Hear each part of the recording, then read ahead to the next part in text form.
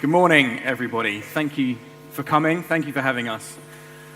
So we're here to talk to you about nothing less but the future of brands and the future of the world of brands.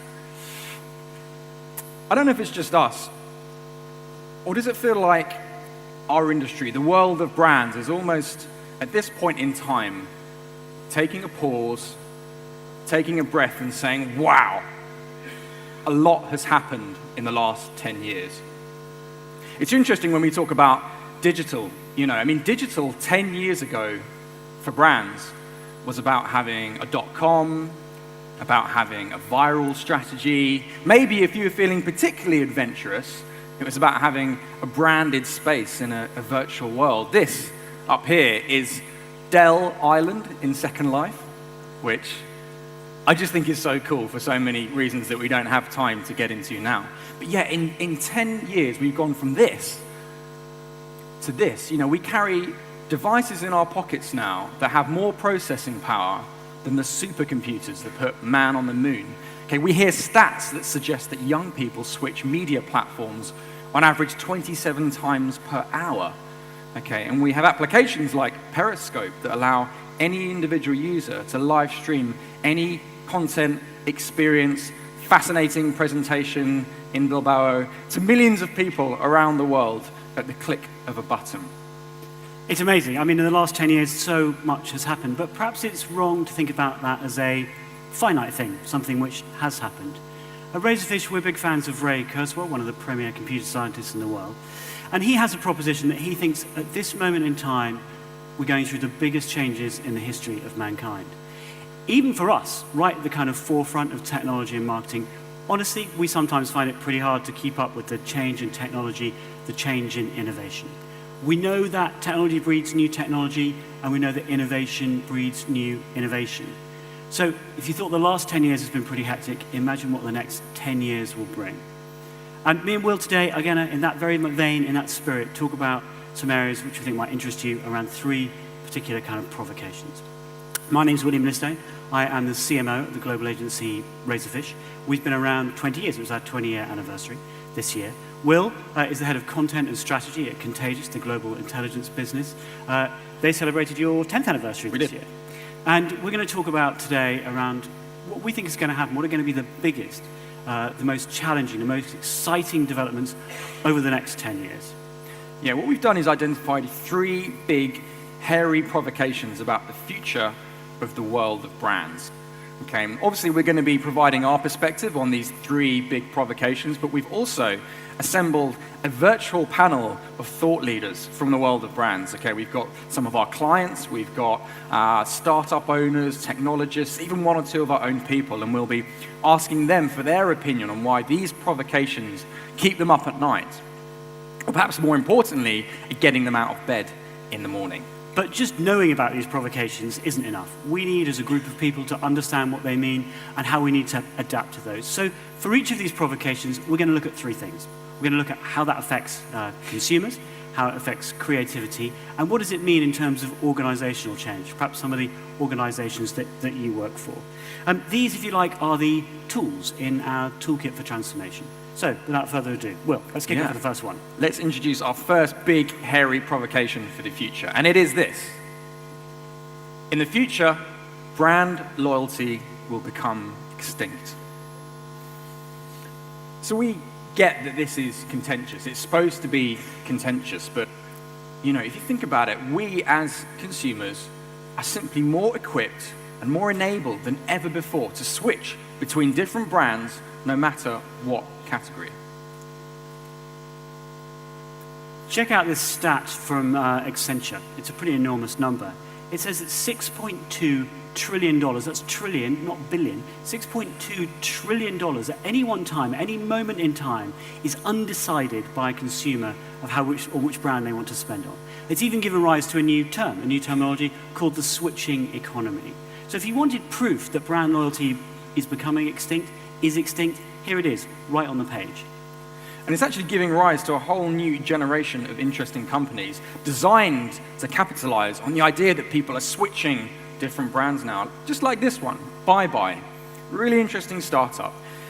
And you know the way that you don't need to own music anymore, you just access it through Spotify, or maybe the way you don't need to own movies or TV box sets anymore, you just access them through Netflix. Well, BuyBuy is a company that lets you do the same thing, but for consumer technology products. And it allows you to subscribe to them essentially on a pay-as-you-go basis whenever you need them. So to give you an example, you don't need to decide anymore whether I'm going to get a PlayStation or whether I'm going to get an Xbox. You can just have both as and when it suits you. And companies like this that provide this kind of a service are completely negating the whole concept of brand loyalty. But why is this shift away from brand loyalty happening? Well, we personally believe it's because as consumers, we no longer have to kind of rely on the intangibility of brands and these magical promises that they make through their marketing. Okay, we can make much more informed decisions now about how, where, and when we spend our money. Okay, we have more choice. You know, we're not limited now only to those big brands that can afford to advertise to us through TV spots or big expensive billboards. You know, and what's more, a lot of these new, young, supposedly disruptive companies, as people like to describe them, are actually all about giving us more choice. I mean, take as an example Airbnb.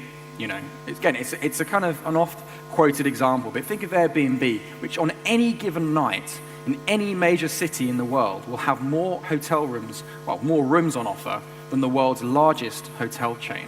And of course, the crucial thing is that each one of those rooms that Airbnb has on offer is completely different. I mean, talk about choice.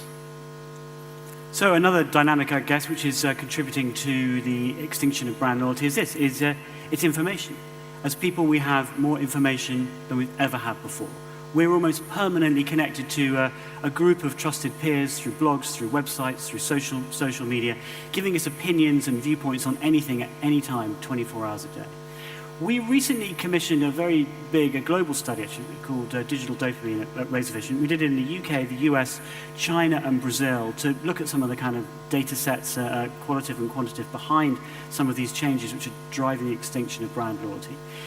Our results are pretty clear. They suggest that actually word of mouth and opinions from friends or in your peer groups in terms of social media, or even actually complete strangers, are more likely to influence purchase decision than anything else. In the list, those two things come one and two in terms of strangers and friends. You know, a brand and its influence on the purchase decision comes number 4 in the influencer list. It's a pretty stunning change. It's really interesting.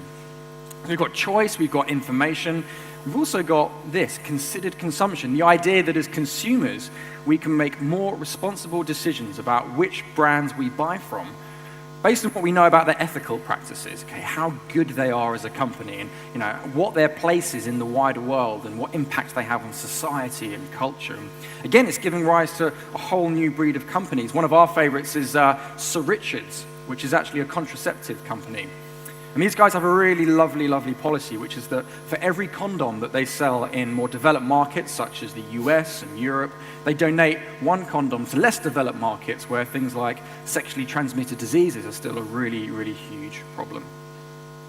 In our opinion, one of the biggest drivers of this change, extinction of brand loyalty, is the fact that we live in a culture of the celebration of self. I'm sure we've all seen this, millions of selfies by individuals. What's happening is that we're finding that brands are refusing, I think, in some way, or slowly, not adapting quickly enough to this new dynamic, that people want to be marketed to as an individual. We're still using the blunt instrument of segmentation, putting people into groups, when actually, in the world of self, you need to talk to them as individuals on a one-to-one basis. Yeah, and you know, segmentation is such a clunky process, and yet we still use it. You know, and we've probably all seen it. You know, we create these personas or pen portraits. You know, we say, oh wow, you know, Fernando is 21 and he loves socializing with his friends and having new experiences, and he listens to EDM music and he buys his underwear at Urban Outfitters and blah, blah, blah. The idea that we can create these personas and use them to supposedly deliver more value to consumers is by its very nature a fallacy, right? Fernando doesn't exist. Fernando never existed. He's simply a crude composite, a crude average of what brands supposedly know, or perhaps more crucially, don't know about individual consumers. Okay, we can and should be doing better than this. I mean, you wouldn't expect to have a meaningful relationship with a person that just treats you like a demographic. So why should brands be any different?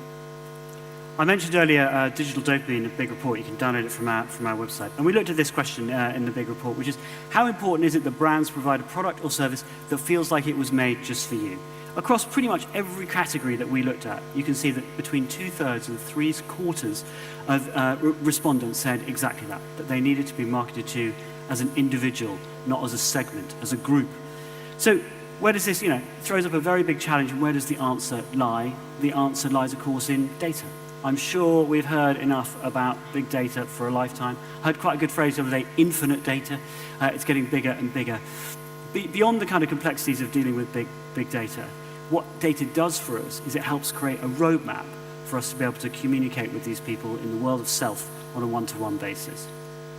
Completely. But how about we now go to our virtual panel and see what they have to think about the idea of brand loyalty declining. Let's check it out. Brands that expect that consumers are going to be blindly loyal to them are brands that will have a relatively short shelf life in the future. But brands that understand that how you drive loyalty and how you drive repeat purchase or repeat engagement are through wonderful experiences of the brand, wonderful experiences that allow consumers to help shape the brand, wonderful experiences that allow consumers to actually share the brand's kind of communication agenda amongst themselves so they feel a genuine ownership of it. Those are the brands that are going to see loyalty and they're going to be rewarded by that kind of loyalty. I think no brand can rest on its laurels. You can't sit there and think that you're in a great moment. This might be your heyday and the world will change. And we've seen the world change so rapidly in the last 10 years that I think you do have to be constantly innovating and changing and adopting because that's what your customers expect as well. For us, yes, we'll absolutely always be in aviation, but we will diversify into other parts, and we have already seen that with our loyalty business. So loyalty was originally about earning points for travel and loyalty with travel, but now with our loyalty business, we have a dedicated wine club, we've got a dedicated golf club, we've got a dedicated small business part of it, we've got a dedicated cash part of our business. So already we're actually starting to diversify into the spaces that they're telling us they want us to be.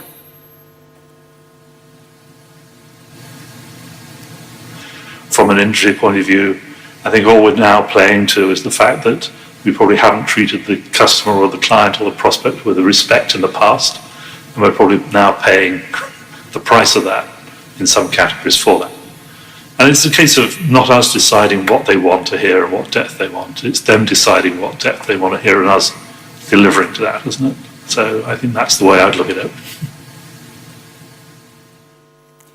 So some big names from our industry, some luminaries, if you will. And what they talked about there was quite a lot about respect, but also the need to innovate and diversify around a clear kind of brand proposition, and in doing so, creating more value for the consumer. Yeah, it seems to be this willingness to commit to innovating around the lives of real people that's differentiating the winners from the losers in terms of brand loyalty at the moment. I mean, take, for example, Amazon's Prime platform. Now we get, right, Amazon is one of those case studies like Airbnb, like Uber, that we're all slightly sick of hearing about. But we think that Prime, in particular, is actually really interesting and perhaps isn't credited enough as being the thing that really drives consumer-centric innovation for Amazon as a whole. Okay, and it's properly kind of bucking the trend of waning customer loyalty. Okay, recent estimates suggest that there are about 41 million Amazon Prime members globally, and that they spend an average of $1,100 every year with Prime, which is staggering. Yeah, what we think is really interesting is how Prime has evolved from a way of getting your stuff as quickly as possible into, I guess, a sort of ever-changing, ever-growing ecosystem of value-add services from Amazon.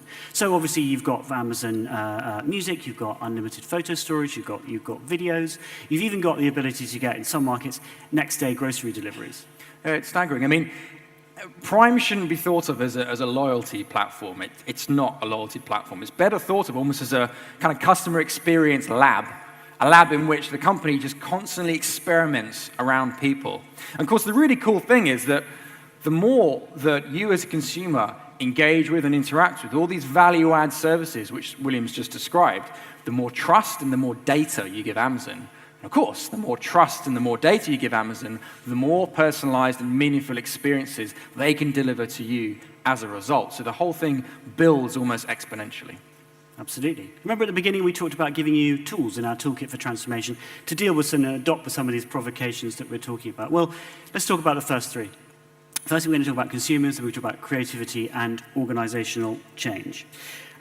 So firstly, for consumers, we're saying this: design around them, not just your short-term sales cycles. I think we've seen the evidence. You know, in our reports, in our substantial research, we found that people are migrating towards organizations that treat them as individuals, not segments. So I guess this suggests that we have to think about how we market to them and not take to market just a message about our fixed products and services. Yeah, it's not the most obvious example, but it's a very kind of neat example of this, is the Build-A-Bear workshop. I'm sure some of you are familiar with this. They're one of Razorfish's clients, in fact. This is basically a toy store where you can go in and, as a kid, create your own personalized cuddly toy, your own bear. They've sold over 120 million of these bears worldwide at an average cost of 2 to 3 times that of an equivalent off-the-shelf product. And they've done that just by tailoring the complete experience around that individual kid from the moment that they walk into the store. Really neat, really smart. All right, second tool. Let's talk about creativity. Disrupt your business, not just your advertising. I think we're at a point in time where, as business owners or marketers, we need to think creatively about our business, not just creatively about the advertising which sells our products. Yeah, absolutely. Really lovely example of this is Volvo and its Life Paint. Again, I'm sure some of you have heard of this. For those of you that haven't, this is an ultra-reflective paint which Volvo, the car maker, has developed. And basically, cyclists can buy this spray paint and then cover their clothes in it or cover their bike in it. And it makes them about 10 times more visible to motorists when their lights shine on them. So it reduces drastically the amount of road traffic accidents that happen. And it's just a really lovely example of innovating around an organizing principle. In this case, for Volvo, the organizing principle is one of safety. Our final tool for dealing with the death of the brand loyalty, as far as organizational change is concerned, we think it's about this: making a commitment to being in beta. You know, you can't see the pursuit of great customer experience as a finite thing. You've got to be willing to constantly innovate, iterate, experiment around the lives of real people if you're serious about keeping up with not just the Amazons and the Ubers and the Airbnbs of this world, but actually just keeping up with real people. Another good example of organizational change, one of our airline clients has recently just changed the job description or job title from marketing manager to product manager. And I think, you know, on the surface that sounds like a very small change, but what it means is that person is now responsible for the entire customer experience from beginning to end that their customers have, not just the advertising about the product. It actually indicates a pretty seismic change in the way that their organization needs to operate and who's going to be responsible for what. Huge. But we now need to introduce you guys to our second big provocation of the day about the future of how we're all going to have to work. And that is this: in the future, the unconnected world will need connecting. Yeah, believe it or not, I think this is one of the biggest challenges that our industry, if not our whole world, faces in the coming years. There is an astonishing stat from McKinsey that by 2017, 900 million more people will come online, which is great. But actually, it leaves 4.2 billion people on the planet still unconnected. And that's actually over half the world's population. And the crucial thing about this is that those people who are going to remain unconnected could ironically be the ones that need the utility, the connectivity that the internet offers the most. I mean, in developed markets, think about how an elderly person could benefit from being plugged into digital support networks. In less developed markets, think about how in a village, a farmer could benefit from getting data on weather systems to better increase his crop yields, or how the doctor in the village could get up-to-the-minute information about treating endemic diseases, or the teacher in the village could, stream rich video content for her classes. Like I say, these are the people that need the internet the most, and yet they're the ones that won't have it. It's interesting because we think about how we're going to connect to the unconnected. The challenge isn't simply one of connectivity, of getting these people devices and getting them connected to networks. It's actually about convincing them why they need the internet in the first place. So it becomes a broader sort of challenge relating to awareness and maybe even literacy. How about we see what our panel think, though? 4.3 billion people in the world have never experienced the internet before. They don't know what a search engine is. They don't know what a social network is. They don't have a set of favorite apps yet. They've never heard of some of the world's most well-known brands. Their life experiences are fundamentally different than ours. So anyone who innovates now has the opportunity to capture the attention of these billions of people. New internet economies are bound to emerge, some of which we can predict right now, some of which we cannot. So the only real question is, will we play our part in changing the world, or we'll see it happen from the sidelines? In terms of creating alternative interfaces for people that haven't grown up with the internet, would be easy for companies in Silicon Valley to innovate what they consider to be interesting. However, one thing that is fundamental in my point of view is to understand the specific context of that unconnected person. In terms of interactivity, what are their existing cultural, technological, or social reference points, and how might this affect the kind of interfaces we design for them? It will be this local knowledge and nuance that will make all the difference. There will be no one-size-fits-all solution. So I think a particularly interesting thought there from Hassan Beg from Club Internet. His business is actually a really fascinating one. His business focuses only really on connecting the unconnected, on developing browsers or a substitute for a browser for those with no mental model or understanding of what a browser or the internet is. So fascinating that. And what he kind of thinks is that by going down this process, by thinking about how we connect the unconnected, it will actually help open up entire new revenue streams for organizations, entire new streams of innovation. Yeah, a nice example of something similar to this is what Japan Post are doing. So Japan Post already have an existing service which is called Watchover. Okay, and it's simply a service that they offer to elderly customers, and for a nominal weekly fee, elderly customers can have their postman, who's going to their house every day anyway, but they can have their postman check in on them. And he just makes sure that they're doing okay, that they're taking their medication today, or that they're perhaps planning on going out and making sure that they get some fresh air, just simple things. But thanks to a new partnership with IBM and Apple, Japan Post are now offering all Watchover customers in Japan, giving them the option of having iPads that come preloaded with applications with very simple utility built in. These areas you can see here. So my family, it just offers them super, super simple, pared down connectivity, instant messaging services, the option to make calls to their loved ones. Okay, My Health just helps them essentially keep track of their medication and any fitness goals they might have. And then lastly, My Community, it plugs them into their support structure. Carers and other like-minded people like themselves. Obviously, their Watchover buddy, their postman, delivers the iPad to them. He walks them through how to use it and makes sure they understand exactly why this thing is important and why it's really going to make their lives better. It's an absolutely fascinating example of an organization sweating its assets. In this case, of course, the assets are its delivery network and the trust that people of Japan put into its brand itself. But it's also a very interesting example of diversification of their business. And they wouldn't have come across or come up with the idea of Watchover if they hadn't asked themselves a crucial question. What happens if we try connecting the unconnected, and what value can that bring? Definitely. And what's really interesting is that, that's connecting the unconnected still with a screen, but we're even starting to see examples of technologies, products, services that connect unconnected people without even using screens, without even using interfaces, but rather using connected products. William, you love this, don't you? I do, I love this. It's one of my favorite things I've seen this year. It's from a company called Vitality in partnership with AT&T. It's very simple. It is a medicine bottle, which is an Internet of Things, a connected medicine bottle. It obviously flashes when you need to take a pill, but it does more than that. It relays that information of the dosage back to the primary care worker, or indeed the family of the support person. It's a way of looking again at connecting people who are on the edges of society, who may have no use of or familiarity with using computers, and bringing them back into society with technology.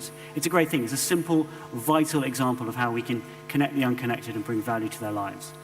Definitely. We've now got to give you our 3 tools for how we can deal with connecting the unconnected. The first of which, William, is this. It is educate and enable before advertising. I think, in the sort of the good old days of kind of sit-back media, with the luxury of a universal language. I think today, in the multimedia world that we live in, we have to help start creating different mental models, and as you saw from that example from Glow Claps. So we need to enable people and educate them before we even start marketing to them. Yeah, a really lovely example of this is what Barclays Bank have been doing in the UK. They've got a lovely initiative called Digital Eagles. And basically, they have an army of employees who are ready and able to help elderly customers with basic digital literacy. So they can give them sort of simple walkthrough lessons on how to do everything from using Facebook or how to do simple online e-commerce kind of functions. It's just a lovely, altruistic, generous thing that this bank is doing that completely sets it apart from all of their competition. Very, very smart. Secondly, we have creativity.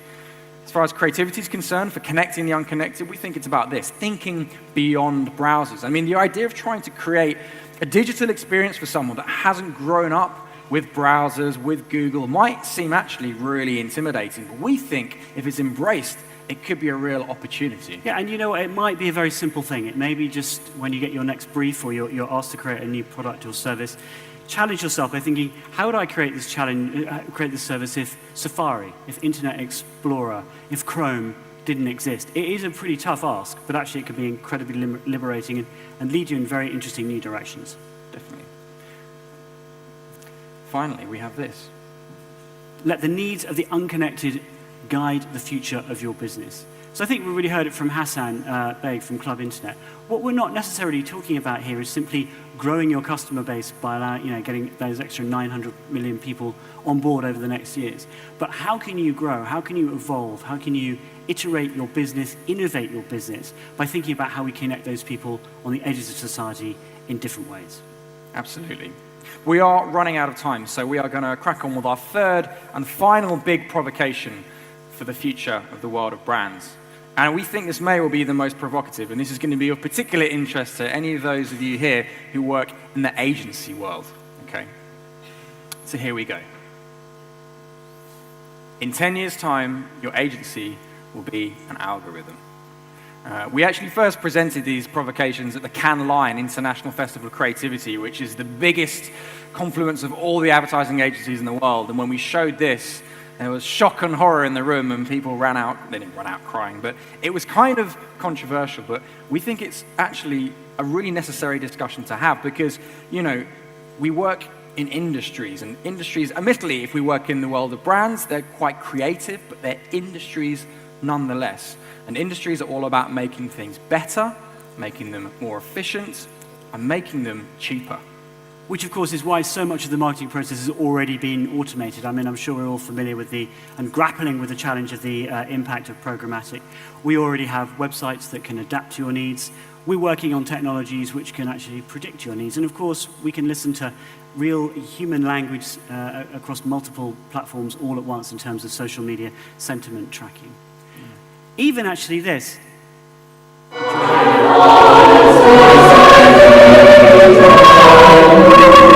Astonishingly,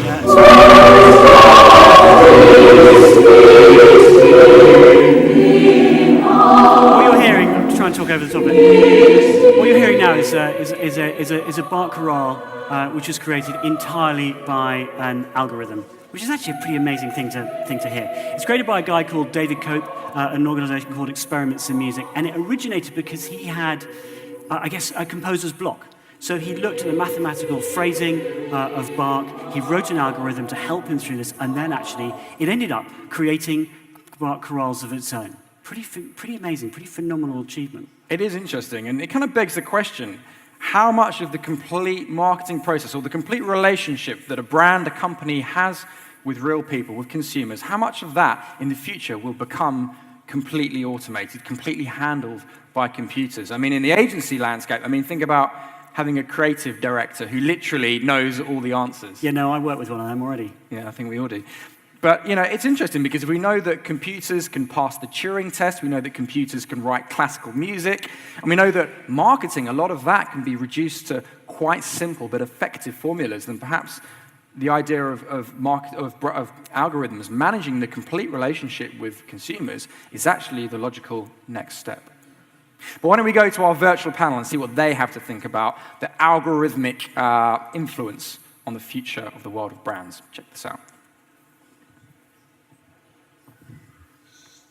I think what we're going to see emerge over the next 5 to 10 years is a intent-based, not sentiment-based approach to technology and data analysis. Really what this does is it asks the question and then it helps answer the question whether or not creativity as we currently understand it has in fact been creative.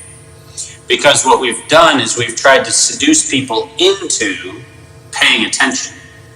What this pivot represents is a move away from seduction into fulfillment, to give them the fulfillment that they need, which is in fact something that algorithms are phenomenally good at precisely defining and then precisely delivering. What it does is take the creative agency and bring it back into the analog reality where humans are actually quite important. What it does is say that the genuine creative of the future is going to have their pulse on the emotional intelligence of the ecosystem awareness that is the world in which consumers find themselves. So I think that there will be new roles played by algorithms and robots and whatever, but there will be new other roles for people. So I think that this is all about fear of change. I see this change as a big possibility. And for me, the possibility comes from some statistics about 70 or 75% of the jobs in 10 years have not been created. That the big challenge for us today as marketer leaders is how can we prepare teams for something that we don't know? But the ability to connect with others, to have empathy, to connect the dots, to integrate multiple pieces to make sense, to make meaning, I think are going to be more important than ever. So a couple of really interesting points there, the first of which comes from Dr. David Martin, who's an expert in algorithmic intelligence. And what he says taps into what William mentioned earlier about efficiencies. And he's basically saying that our role as marketers should be to get people what they want exactly when they need it. And this is something which computational intelligence is actually really good at helping with. So we're going to see a huge shift from trying to seduce people through advertising, convincing them they need to buy a certain product or service, to really accurately identifying their exact needs and then fulfilling it. So we're going to wrap up pretty quickly. I know we're over time. Sorry for running over. But I guess, like many organizations, what we're doing is now working with artificial intelligence, not actually to create the big idea, the creative platform, but to augment it. There are now so many. Often we're working now with millions of assets or millions of ways of sequencing assets in algorithmically delivered campaigns. So we're, like many, building platforms to be able to deliver this and create new ways of connecting with consumers. It's really interesting because basically what we're saying here is that we're not going to be able to create those kind of personalized experiences that we know people want without the help of computational intelligence. So in a roundabout way, the future of brand loyalty we talked about earlier could actually rely on the intervention of computational intelligence. It's really interesting how it all starts to connect. But if we know that algorithms are great at driving efficiencies, they're great at driving satisfaction for consumers, driving the bottom lines of companies, it kind of begs the question, what about us? What about all of us lot who make a living in this industry, in this world of brands? Are we going to be out of jobs? A computer's going to do everything. Well, I think there's something that all our panel members agreed on. It was the fact that we're not going to be out of jobs, but rather that our roles are going to change. Actually, it might be a good thing because we're going to be freed up from a lot of the supposedly mundane tasks that we have to do because, the algorithms can take care of that stuff and actually free up our brain power, our emotional intelligence for much higher order tasks. Of course, and it's what really Maria at Mondelez in our film was talking about. We have to get used to the idea of being comfortably uncomfortable. We can't predict what the future is, and we can't really predict what our role in the future will be. But I think rather than just sit back and do nothing, I think there are things we can do. We can think about how do we want to behave? How do we want to structure organizations in this future that we can see and is coming very quickly? How do we want to open ourselves up, adapt, and thrive to this change that we can see coming? Absolutely. We don't claim to have all the answers, but we think that we should start thinking about them. And it's why today we actually wanted to finish with one of our favorite quotes on embracing change. And it comes from someone who we would have loved to have had on our panel had they not belonged to a totally different time. It's the influential American historian and author Henry Adams. And Henry Adams said this: "Chaos often breeds life when order breeds habit." So as a closing thought, if you're willing to embrace this chaos, if you're willing to learn new things, if you're willing to make some tough decisions and shape the future, you'll be able to breathe new life into everything we do as an industry. Thank you very much. Hope you have a great day. Thank you.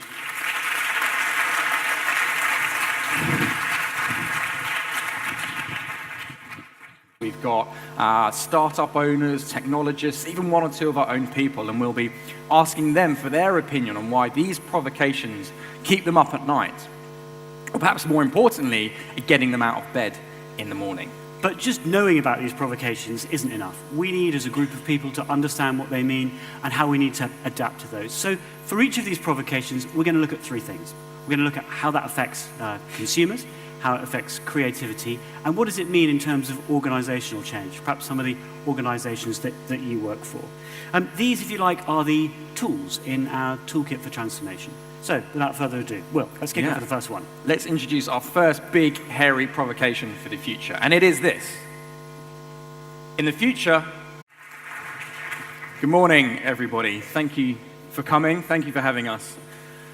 So we're here to talk to you about nothing less but the future of brands and the future of the world of brands.